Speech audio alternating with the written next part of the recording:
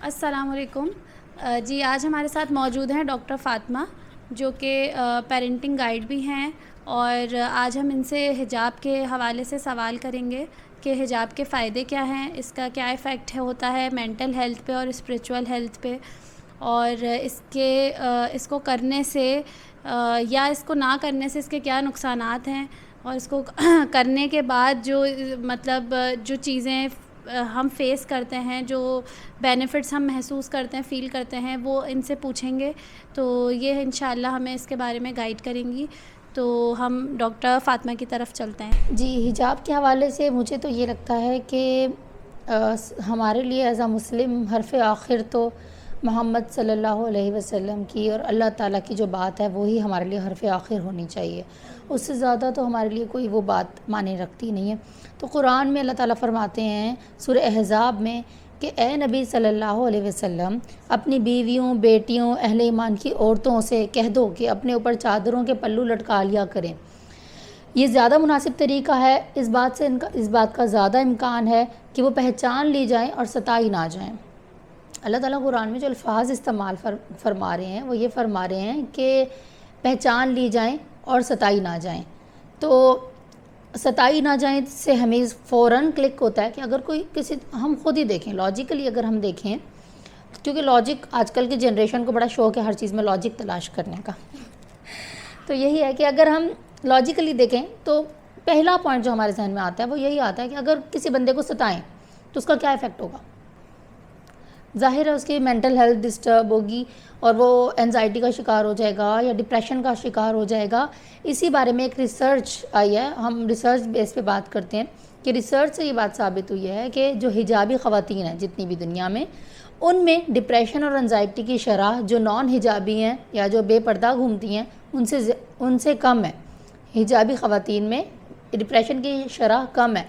اس کی وجہ کیا ہے؟ اس کی وجہ یہی ہے کہ جب وہ ستائی نہیں جاتی، کیونکہ اللہ تعالیٰ فرما رہا ہے کہ امکان اس کا زیادہ ہے کہ وہ پہچان لی جائے کہ شریف عورت جا رہی ہے اور اس کو ستایا کم جاتا ہے۔ ظاہر ہے ایک عورت خود کو دعوت نظارہ نہیں دے رہی تو اس کو کم ستایا جائے گا، تو وہ کم ستائی جاتی ہے، اس وجہ سے اس کی ڈپریشن جو لیول ہے یا جو شرح ہے ڈپریشن کی وہ کم ہے ان عورتوں میں۔ تو اب اس کا ایک اور بات دیکھتے ہیں، ایک اور ایسپیکٹ سے اس کو دیکھتے ہیں۔ اب اس کا ایک اور ایسپیکٹ سے اس کو دیکھتے ہیں کہ اللہ تعالیٰ نے ہم سب کو بنایا ہے، اللہ تعالیٰ کریٹر ہے۔ اب جو بنانے والا ہے اس کو زیادہ اچھے طریقے سے پتہ ہے کہ اس چیز کے لیے جو میں بنا رہا ہوں اس کے لیے کیا چیز بہتر ہے۔ جیسے ایک واشنگ مشین بنانے والی کمپنی ہے، اس کو پتہ ہے کہ بھائی اس کے اندر یہ چیز ڈالنی ہے، اس ٹائم پہ ڈرائی کرنا ہے، یہ کرنا ہے۔ اگر اس کمپنی سے پوچھا جائے گا نا کہ بھئی کیا چیز اس کے لیے نقصان دہ ہے، کس چیز سے چلے گی۔ اب بائک بنانے والی کمپنی اگر بتا رہی ہے کہ اس کے اندر پیٹرول ہی ڈلے گا، تو اگر ہم اس کے اندر ڈیزل ڈالیں گے تو رفتہ رفتہ وہ خراب ہو جائے گی۔ فطرت جو ہے ہماری وہ بنانے والا زیادہ بہتر جانتا ہے، اور حیا جو ہے وہ فطرت ہے۔ اس کی مثال ہمیں تب ملتی ہے جب اللہ تعالیٰ نے حضرت آدم اور حوا کو بنایا تو ان سے جو غلطی ہوئی، سہو ہوا، تو اللہ تعالیٰ نے اس کا پہلی جو ان کو سزا ملی انسان کو بناتے ساتھ ہی جو سزا ملی وہ کیا تھی کہ وہ بے لباس ہو گئے۔ اور پھر فطرتاً ان کا کیا فوراً سے ڈیمانڈ کیا تھی، انہوں نے یہ نہیں کہا کہ چلو اچھا بے لباس ہو گئے تب ہم کیا کریں، فوراً سے جنت کے پتوں کو اپنے بدن کو ڈھانکنے لگے جنت کے پتوں سے۔ اسی طرح اللہ تعالیٰ نے عورت کو بنایا ہے، مرد کو بنایا ہے، اللہ تعالیٰ نے دونوں کی سائیکی ڈیفرنٹ بنائی ہے۔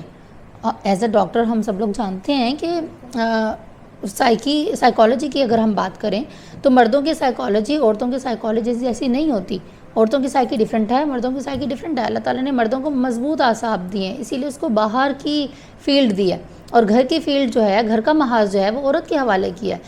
تو عورت کو اللہ تعالیٰ نے مستور بنایا ہے، زیادہ حیادار، زیادہ ڈھکی ہوئی، زیادہ چھپی ہوئی چیز۔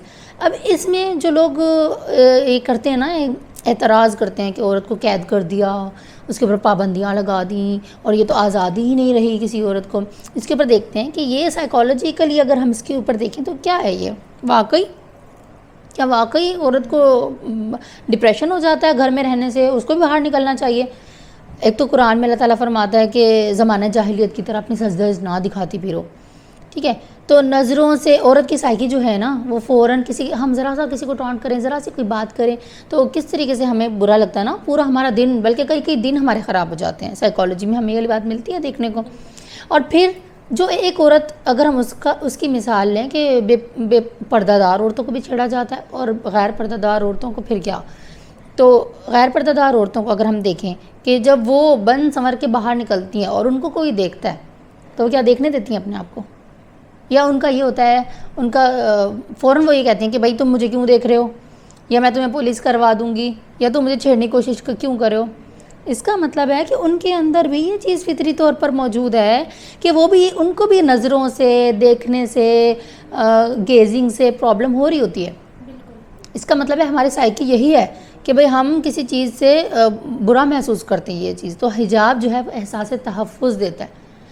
اور سائیکالوجی پہ کیسے سر انداز ہوتا ہے کہ جب ہم اللہ تعالیٰ کی بات مان رہے ہیں تو آٹومیٹکلی ایک اورا بن جاتا ہے, تو اس سے بھی ہمیں بہت سائیکالوجیکلی ہیلپ ملتی ہے, ہم خوش رہتے ہیں. اور احساس تحفظ یوں کہ بھئی جب ہمیں پتہ ہے کہ بھئی خالی احساس تحفظ نہیں, احساس آزادی بھی دیتا ہے حجاب ہمیں. حجاب احساس آزادی کیسے دیتا ہے کہ اگر میں بے پردہ جا رہی ہوں تو جب میں بے پردہ گھر سے نکل گئی وہیں پر میری آزادی ختم ہو گئی. اب جس کا دل چاہ رہا ہے وہ مجھے دیکھ رہا ہے, میں کسی کی آنکھیں نکال نہیں سکتی, میں کسی کو دیکھنے سے روک نہیں سکتی, میں کسی کی آنکھیں بند نہیں کر سکتی. البتہ میری آزادی یہ ہے اصل میں کہ میری مرضی ہے, میرا جسم ہے نا تو میری مرضی ہے. اصل میں تو میرا جسم میری مرضی حجاب میں ہے کہ میں یہ کہتی ہوں کہ میرا جسم ہے تو میری مرضی ہے, مجھے جس کی میری مرضی ہوگی مجھے وہی دیکھے گا. میری مرضی ہے کہ خالی مجھے میرا باپ, میرا بھائی, میرا شوہر دیکھے. اور جب میں بے پردہ گھر سے نکل گئی تو میری مرضی وہیں پہ ختم. اب جو گلی کا گلا سڑا لڑکا بھی ہوگا نا وہ بھی مجھے دیکھ رہا ہے تو میں کچھ نہیں کر سکتی, وہیں پہ میں مطلب وہ گئی, آزادی میری ختم ہو گئی. اب احساس قدر بھی ہے. احساس قدر ہوتا ہے تو وہ اوبویسلی ہمیں ایک اچھا سودنگ ایفیکٹ, ایک اچھا اثر دے گا ہمارے سائیکالوجی کو. جس کو یہ پتہ چلے کہ میں کتنی قابل قدر چیز ہوں, جس کو یہ بتایا جائے ہر وقت کہ تم ایک بہت ہمارے لیے قابل قدر ہستی ہو, تو سوچیں اس کا مینٹل ہیلتھ لیول کیا ہوگا, ہے نا. اور جس کو بالکل پاؤں کی جوتی بنا دیا جائے, ٹیشو پیپر کی طرح استعمال کر کے چھوڑ دیا جائے, اور اس کا مینٹل ہیلتھ لیول کیا ہوگا, ہے نا. تو احساس قدر کس طریقے سے ہے کہ دنیا میں جو بھی قیمتی چیزیں ہیں نا ہمیشہ ان کو مستور رکھا جاتا ہے, ان کو ڈھک کے حفاظت سے چھپا کے رکھا جاتا ہے. کوہ نور ہیرے کو اتنی باؤنڈریز میں اس طریقے سے رکھا جاتا ہے, اور جو پھینکی ہوئی چیز ہوتی ہے نا اس کو باہر اٹھا کے پھینک دیا جاتا ہے کہ جاؤ جو مرضی کرو, ہے نا. جس کی کوئی ویلیو نہیں ہے, جو کچھ بھی نہیں ہے, اس کو کچھ بھی نہیں کہ ہم اس کو سنبھال کے نہیں رکھتے.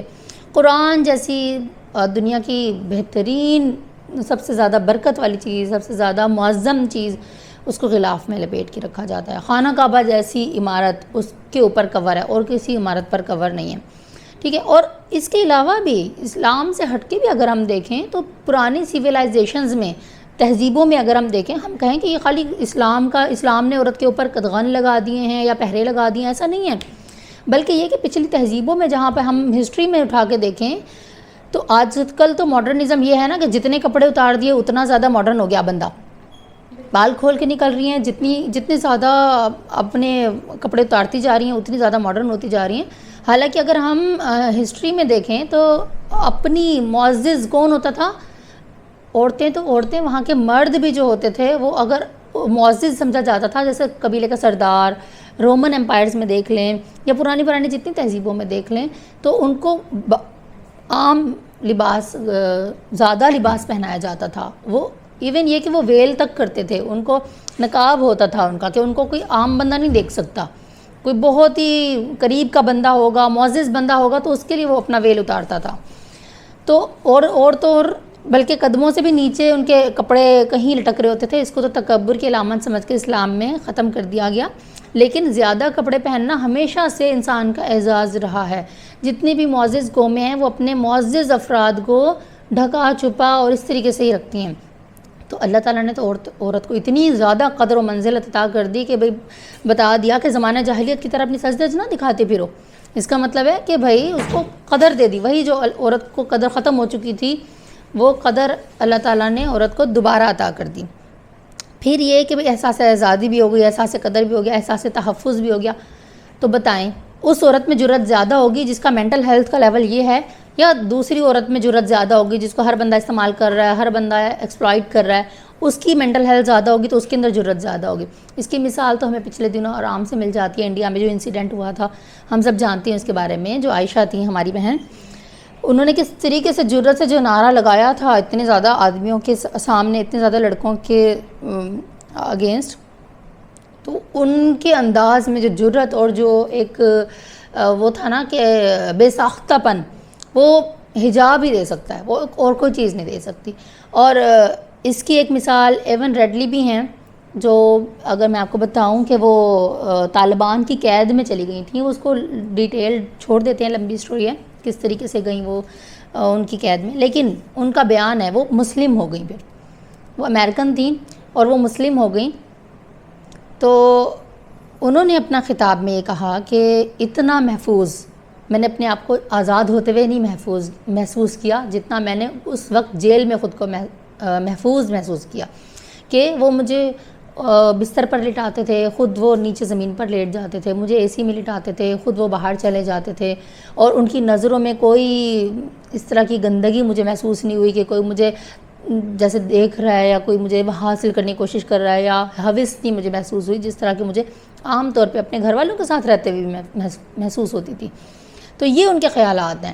تو اس طرح کے ہمارے سامنے تو مثالیں ہیں. اب ہماری عقل کے اوپر ہے کہ ہم کس چیز کو اپنے لیے منتخب کرتے ہیں اور کس چیز کو چھوڑ کر. یہ تو بندے کی پک کے اوپر ہے کہ وہ کس چیز کو پک کرتا ہے.